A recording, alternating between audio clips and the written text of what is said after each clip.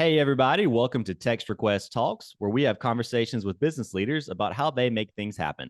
Presented by Text Request, the business text messaging platform that lets you text from your office phone numbers directly on your computer or any other device so you can stop making phone calls and start actually getting responses. Learn more at textrequest.com. I'm Kenneth Burke, and today we have a great guest with us in Thomas Scott. And Thomas, you do so much. I just want to let you actually introduce yourself. Sure. My name's Thomas Scott. I'm the CEO and founder of Home Run Franchises, which is an umbrella company of service franchise brands, Up Closets, Drive-In Superheroes, the Lighting Squad. I've been in franchising for 25 years and have done both. I've been a multi-unit franchisee in 5 systems, have franchised 9 brands, and for the last almost 20 years, ran a franchise development marketing agency called Brand J that I just sold 2 weeks ago, which was kind of a big life milestone. And so that was kind of an interesting series of events and a lot led up to that. But I'm primarily focused on growing my franchise brands, which is a hot space to be in right now. Let's start with the agency. So I know there are so many people who are in business, so many owners and executives who are always curious about when is the right time to sell, or Yeah. how do you even approach that conversation? So can you tell us a little bit about that? Yeah, and that was it was interesting. It took me a long time to learn the core lessons. I was a franchisor and I was a company called Show Homes Home Staging, and I sold that in 2007 to my partner, sold out my interest to my partner. And I started Brand Journalist, which eventually became Brand J, and really as a digital marketing, storytelling website kind of very niche agency focused on helping franchise companies grow and recruit franchise owners. And there's a lesson there that the more specialized you are, the better you are, and more likely you are to have sustainability and to stand out in a market. The business axiom is the market celebrates specialists and forgets generalists. So the more general you are, the harder it is to grow and grow. But the nichier you get in a business, and particularly in an agency like Brand Journals, we grew 500 franchise systems, recruited 12,000 owners. We added billions of dollars of equity value to balance sheets for franchisors over that 20-year period. It was a really awesome business and a lot of fun. It's also a very hard business. It's a transactional bit. You're always selling. It's like trying to build a sandcastle at the beach. It's no matter how nice you get it, like it's just you got to start over constantly. And it's a lot like being a surfer almost, another beach analogy where you catch a wave, you ride it in, you paddle out, you catch another one, and just have to know that everything has an end in that. But it took me 15 of the 20 years to realize that I needed to build a professional team and a system. And I started working with a business coach. It took me that long to work with a business. That was the best thing I ever did as a business owner. And I think if you're not in a franchise system, having someone you can confide in and get coaching from really helps. That one-on-one relationship as an executive. You can't run a business as lonely. You can't talk to your staff, or you shouldn't talk to your staff about some of those things. And so you need to have someone to vent to and get advice from and strategize and bounce your ideas off of. And he's like, look, your one goal is to fire yourself because there's only 2 kinds of business owners. There's technicians, and I'd up to that point had really been a technician. I was the guy in franchising you pulled in if you hit a wall on your fran dev efforts and you didn't know how to, or you needed to restart a franchise system. Like I could grow anything from scratch, like and just it's a huge bag of tricks and a lot of experience, a lot of it coming from a career in journalism before franchising. And so, but I was the technician. I was the guy. The whole business revolved around me, and everybody that worked for me was my assistant. And we kind of did team effort on clients, and I was personally involved in every event. And that's just not a sustainable, scalable model. You can only get so big with that. He goes, you have to start systemizing it and replicate yourself, or ultimately fire yourself. And so 3 or 4 years ago, I did that. Like I hired a professional CEO. I went through 2 of them. That was hard too. It was like that wasn't an easy thing to do to get to where I needed to go and got to where the business was only taking 10 or 15 or 20% of my time versus being 150. And that gave me time to start franchising again. I started brands. We've done really well. We just today opened our 50th location. We'll hit 100 this year. By the end of the year, we're doing great, which is a lot of fun. And because you have focus to do it. But the other type of business is a managed business where you have systems and support and people, and you're kind of I have a friend, Jeremy Morgan, who works with me at Home Run. He calls it strategically lazy. You basically you build the systems, you set the outcomes, and you teach people to be outcome oriented, not managed. You don't manage people, you train them to be leaders, and you teach them to focus on outcomes and to come up with their own solutions. And that's the joy of owning a business, is training people to be executives. Like that's a different mindset. It's not, here's my job role and these are the tasks that I have to do. It's, like, what outcome are we shooting for? Like in my franchise business, we have long conversations about the outcome is we want happy franchisees, just period. Like that number one priority on all levels is, does it make franchisees happy? And are we not rocking the boat? Because happy franchisees are almost always profitable franchisees, and profitable, happy franchisees help you sell other franchises if they're perpetual loop. And so when you teach people to think about the outcomes and give them the ability to make decisions, and even if they make mistakes, and you have to let them make mistakes, that's a hard, so hard in a business to let people do that when you're used to being a technician, but to be a real executive, you got to delegate and strategize, and you're the professional developer in that. So that kind of cool. It's kind of cool the way that that works. Let's dive a little deeper into that, because I how to train people to become executives, because I know Yeah. that's something that is sometimes challenging for me, and I hear other business leaders have the same challenge. So how do you get people to, just that from a managerial standpoint, how do Yeah. you enable people to take that ownership and even make mistakes, knowing that you still have to execute at a very high level, and that some of those mistakes could prevent you from doing that or prevent you from hitting your goals? Well, you got to be not afraid to lose, and you got to be unafraid of failing, because you fail forward in a business, and you just have to understand going into it that failing, making mistakes is part of the normal evolutionary process. And each time you do that, it makes you stronger and you learn from it. So you have to have the mental fortitude to play without a safety net, which is really hard. People, and so many business owners I know, come from a place of fear. Like, I'm afraid that this won't work. I'm afraid that this won't work. I'm afraid this person will leave. The truth is, in any good business, if you're energetic, and energy is a really important thing for a leader in a business, it took me a long time to learn that lesson. Like, you really have to pay attention to the things that create energy in a business.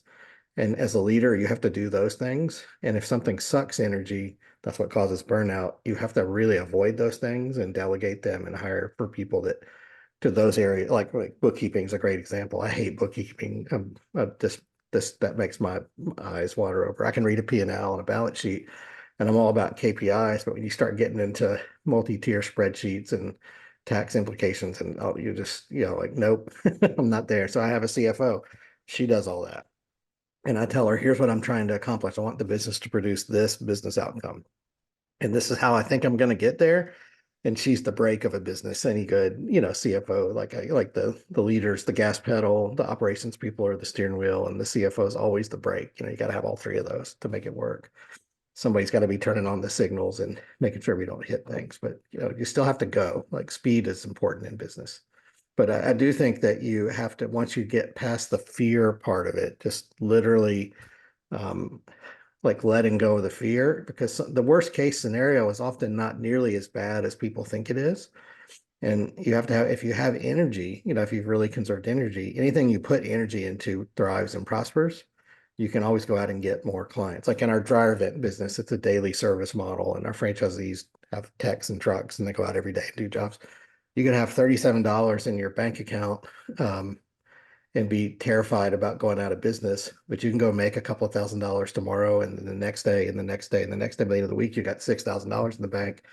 Like, it's just that kind of a business. So you have to be realistic about, am I really going to go out of business, or is it just going to be a little tight for a week, and just be able to jump in and put the energy into it. And people, I think, get so paralyzed by fear, or in an organization, they really, you'll see people, they play not to get fired. They don't play to win. They play not to get fired. And I really teach people, I try to have flat organizations in my businesses, like where there's not like a strict hierarchy where you have to, everybody reports to one. I mean, we have technical reporting structures, but like, I want anybody to be able to jump in and solve a problem and take ownership of it, and, volunteer to help contribute to a problem. And somebody will say something in a staff meeting, and they'll say, like, I think it'd be really good if we did A, B, and C. And I was like, that's so great. You volunteered for that. Awesome. Knock it out. So they're kind of quiet because they know that if they say it, they'll end up having to do it. But But that's also a good culture for performance. It's a performance culture. Everybody sells, everybody works. We all support each other. Our job is to make each other look good to the client, to make the client as successful as we possibly can, and to be honest about mistakes when we make them, and we are. So I don't know if that answers your question, but that's how I approach that. I think it does, but a piggyback question: how do you set parameters so that people can play to win, but if they do lose, it's Yeah. not it's not so detrimental? Well, I think you have to have minimum performance standards always. Like you need to have some kind of, you can't just have an ambiguous, like your job's kind of to do this. Like you have to say, like with a CEO, our job is to get our revenue up to $300,000 a month and to sell this minimum amount of stuff. And by the middle of the month, if we haven't gotten halfway to that goal, we're going to have conversations about what we're going to do differently the second half of the month. And they're going to have to come up with that strategy. It's not for me to come up with a strategy. It's that person's job to come up with a strategy. What the mistake, I think a lot of people, when you get into that leading and lagging KPIs, they focus on the KPIs that happen at the end of the cycle. Mm. And at the end of the cycle, you can't do anything. You're stuck. You can't raise sales on the last day of the month. If you are at the 15th of the month and you know you need to sell 8 clients and you've only sold one, you have 2 weeks to put energy, come up with a different solution. And that's what a leader does is they frame the problem in measurable goals that are easy enough to accomplish. There's very clear to everybody involved what's going on. I think the lack of clear KPIs and performance metrics kills a lot of momentum, or people just get, like we call them, octopus with roller skates. They're just really busy. They're busy, busy, busy, and there's like all kind of action and nothing really gets done. Like that's the worst thing for an organization to have people that are, I'm so busy, I don't know what my job is. Well, what are you trying to accomplish? Like what's really important today, and like what's they get focused on the things that they're comfortable with and not necessarily the things that move the needle on the KPIs. But when you're measured on the KPIs, and it's like any organization, what gets measured is what gets attention. Um, as long as they're reasonable KPIs, they're not outrageous, hard to get, you'll find that people will learn how to get progress to them. And then they'll start to get excited themselves about progress they make before you even realize they made it.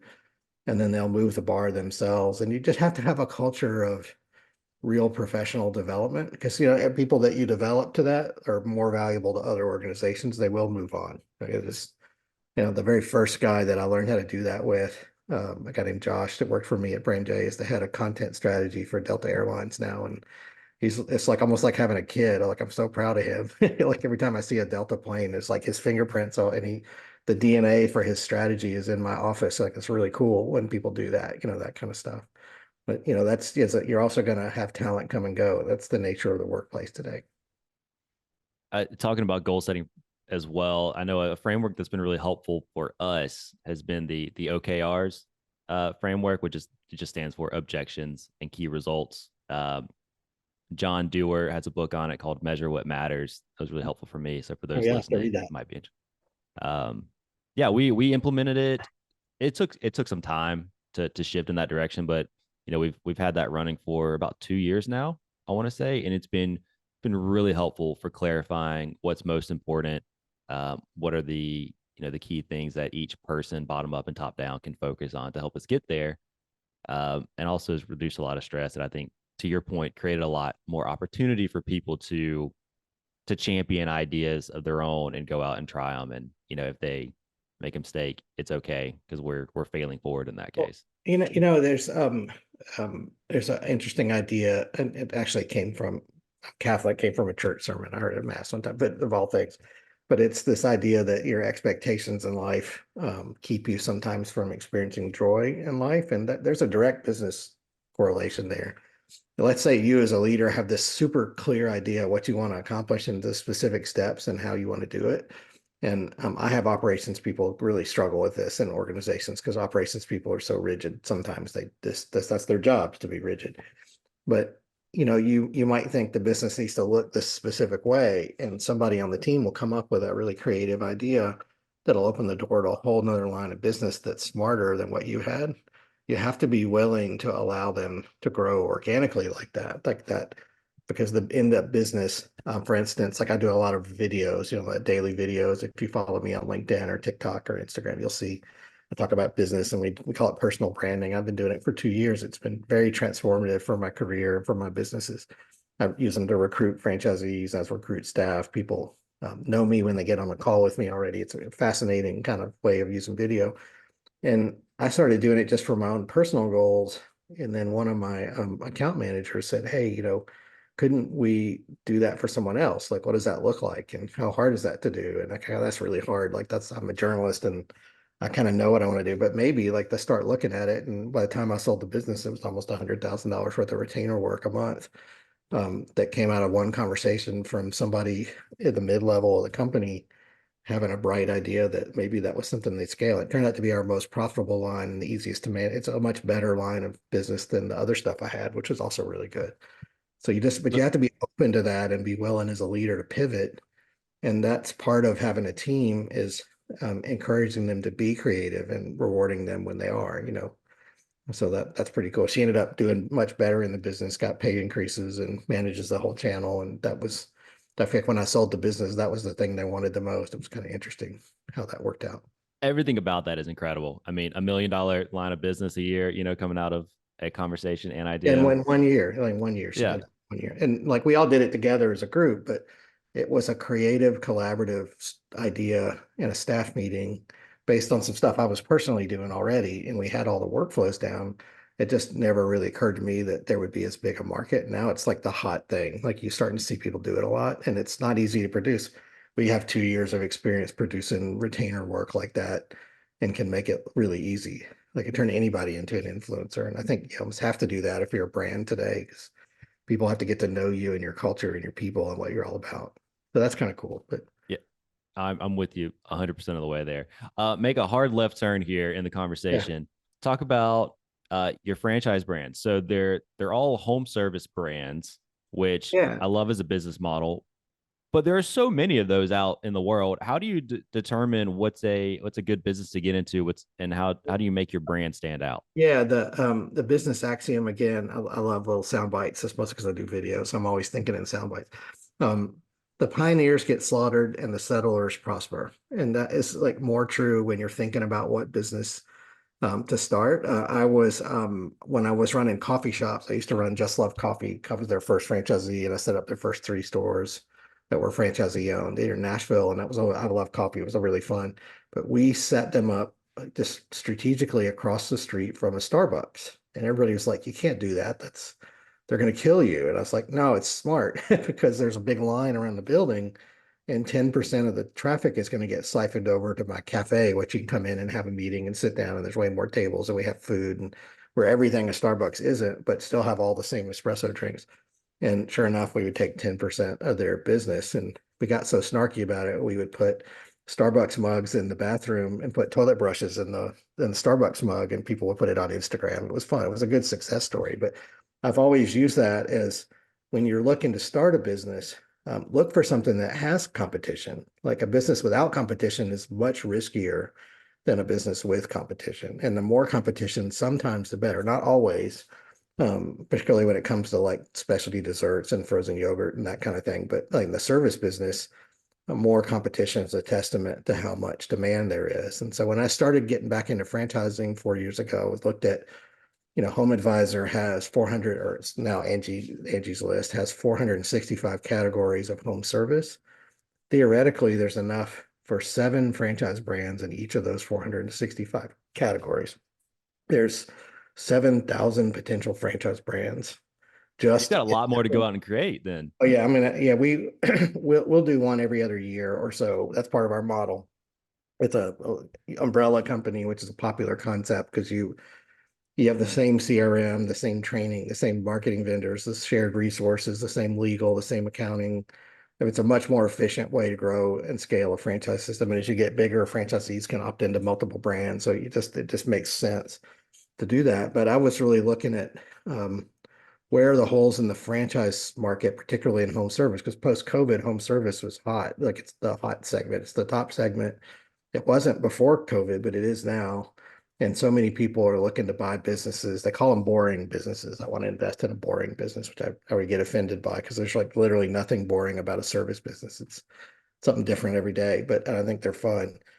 But they're all different types of service. And so you could do something like artificial turf or lawn care or fence repair or kitchen remodeling. Some of those businesses require large staffs, a lot of capital, specialized tool. The labor component is really tricky because you have to have big numbers of people to do jobs. When you make mistakes, they're very expensive.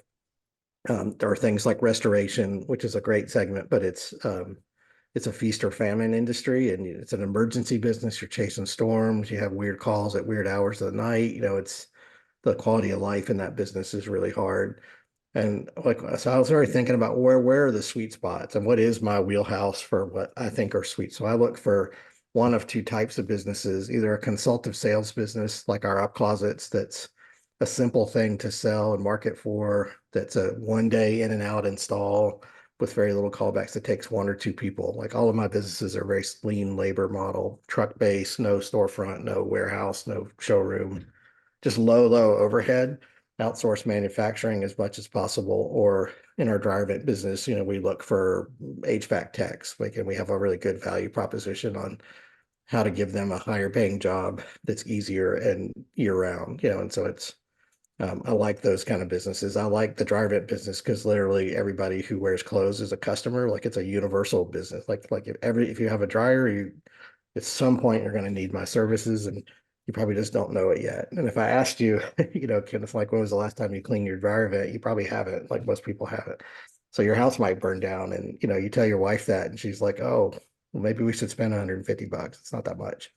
And so that's kind of good business to have. It's pretty much easy to teach somebody how to scale that business and get it to quite large. Same with the closets. The closet business is full of legacy brands that are really stuck in the 80s and 90s. They don't have a modern way of thinking about how to use AI or software or technical marketing.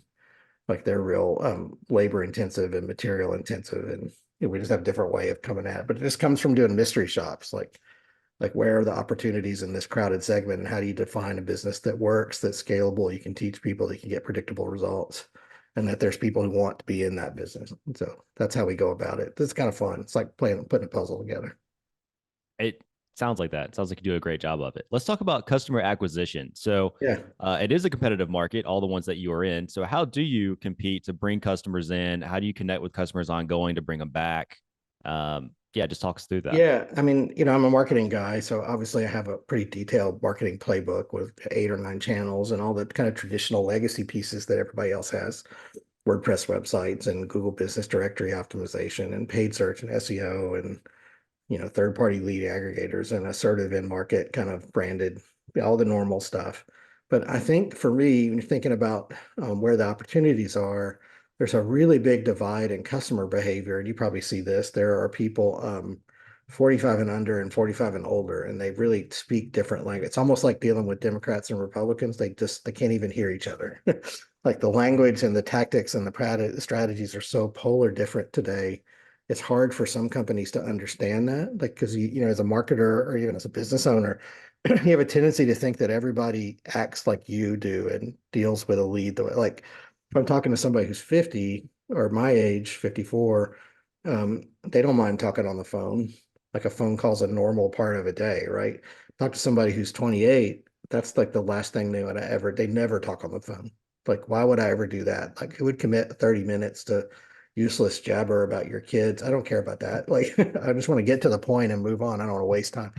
And that simple vignette is a really good indicator of how you have to reduce friction in your customer acquisition. And so we call it a conversational approach, meaning we don't force people to websites. In some ways, I think the website is archaic. I think we're going to end up moving away from websites. I would tell you that streams of video content can produce almost the same result as a good website today. It's crazy that that's the case, but it is.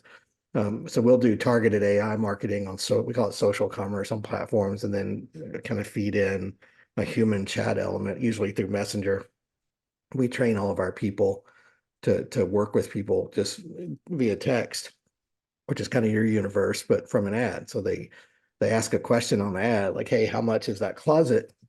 And the designer says, "Well, my name's Ann. I live here in Franklin, Tennessee, where you are. And, if you send me a picture of your closet and give me some rough measurements that would be accurate, I can design 2 or 3 versions for you real quick."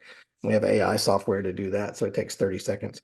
And if you were kind of you and your wife are looking at closets, talking about your master closet, and Facebook heard you on your phone and then popped up my ad because it knows all that kind of creepy stuff, which is okay because you're actually looking for a closet. And your wife said, "Hey, how much is that closet?" And got on and said, "Well, on the low end it's 2,100, on the high end it's about 65, and here's good, better, best. And I can move these around, or I can come actually measure your closet for you. We can design it together. It'll take about 45 minutes." Tomorrow. Like you got to remember that post-COVID, people's expectations for customer service is so low, the bar might as well be on the floor. So when you deliver at that level, completely frictionless, instant interaction with a real local person, you just blow people away. Like you can't, nobody can compete with that. That's for us, the gold standard. And that's how we execute all of our brands. And we're rewarded because of it. We're able to get market share by focusing on that as a key initiative. Something I say a lot too is to your point is the bar's not quite on the floor, but it's not high enough to play limbo. Yeah, it's on the Like if you, floor. Yeah, it's like literally, it's like it's in the basement probably. Like it's just, like I mean, it's just ridiculous. Like how bad. I mean, do some mystery shops. You'll be shocked. We make our closet people do mystery shops of our major competitors, franchise brands, and they don't even get called back half the time.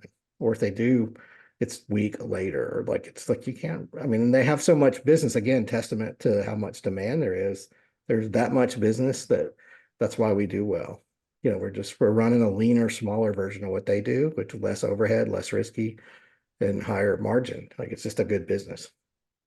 so one last question for you. Thank you Yeah. for everything you've shared so far. One last question, kind of broad.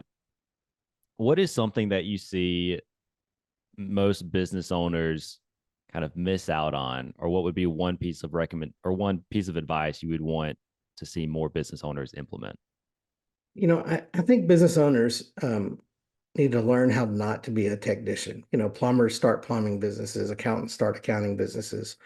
Like that's a gerbil wheel that's really hard to run on for a career. Like it's okay for a while to get technically competent, but at some point you really should work with a business coach and develop business acumen on how to actually be a business owner. And that's what we try to do with our franchises is teach particularly young entrepreneurs like how to develop business acumen. And so that the time they spent 3 years with us, they can literally run any business the rest of their lives. Like that for me is the main value reason to buy a franchise. It's not to learn how to do the actual business. In fact, we didn't divide our support and coaching up into two buckets. There's product support, like how to sell, design, install closets, and then there's business support on how to teach you to be a better business owner. The business support stuff doesn't talk about product at all. Like it's just KPIs and managing marketing and managing and leading people and understanding financials and understanding plans and just how to think about being a successful, happy business owner. And I think that's the kind of stuff you get from a business coach if you're an independent business. Franchise system, a good one, will have some of that embedded in the systems. And so, if I had started working with a business coach 10 years earlier, no telling where I'd be right now. I might own Neighborly, who knows at this point. Who knows? Yeah. But I'm real All right. happy. I have a lot of fun doing what I'm doing. I'm kind of doing my thing. And I don't have partners. I'm not private equity owned. It's like I have total scope of control to do what I want, Living including the dream. mess a bunch of stuff up along the way. So we'll have a good time. That's fine. You're playing the game to win, right? Not to Right. not to Playing to not win. fail. Always play to win. Yeah. Amazing. All right. Well, Thomas, thank you so much. I really Yeah, man. appreciate the advice and having you on. All right. Thanks so much, Ken. Appreciate it.